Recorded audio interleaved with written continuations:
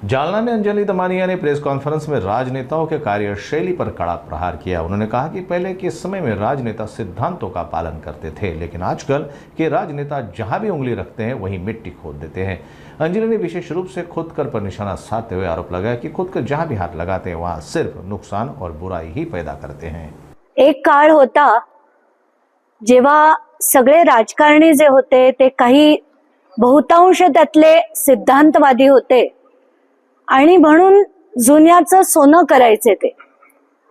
आता काही राजकारणी जे आहेत, काही काय बहुतांश जे राजकारणी आहेत ते सगळे राजकारणी बोट लावतील तिथे माती करतात।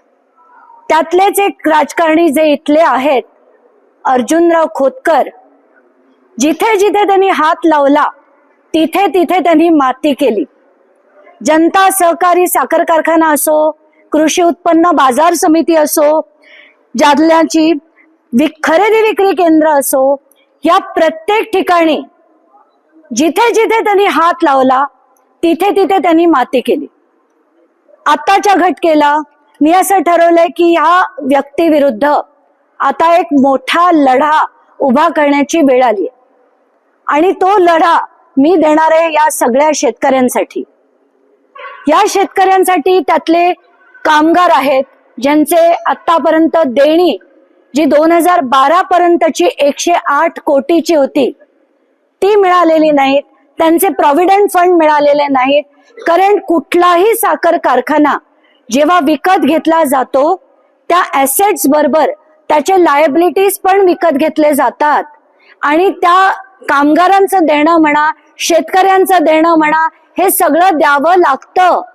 पण तसं न करता हा जो कवडी मोलात त्यांना मिळालेला, जसं एक दादा म्हणाले, त्या साखर कारखान्यावर दरोडा घालण्याचं काम हे अर्जुन खोतकरांनी केलंय आणि या विरुद्ध अतिशय तीव्र लढा उभा करण्याचं आम्ही ठरवलंय।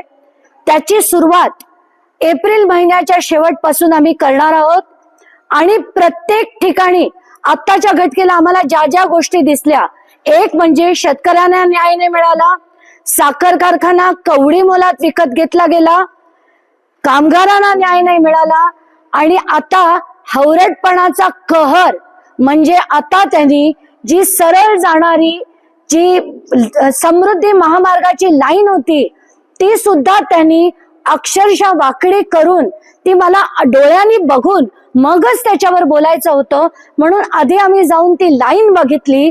ती पिवळी रेष कशी वाकवली गेली, म्हणजे सरळ जाणारा मार्ग हा वाकडा करून हा बदलण्यात आला का, तर फक्त 18 एकर जमीन देऊन 70 कोटी रुपये या अर्जुन खोतकरांना खायचा त्यांचा प्लॅन होता। म्हणजे 235 एकर पैकी 18 एकर गेली तर उरलेली 215 एकर जमीन फुकट त्यांच्या घशात जाते।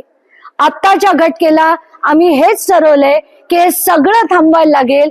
ईडीची कारवाई जी भाजप नेहमी हवी तशी करते तसं न करता ईडीची कारवाई ही खरंच व्यवस्थित करून न्याय झाला पाहिजे आणि या न्यायासाठी लढण्यास त्यांच्या पिटिशन मध्ये मी स्वतः इंटरव्हेन्शन पिटिशन फाईल करून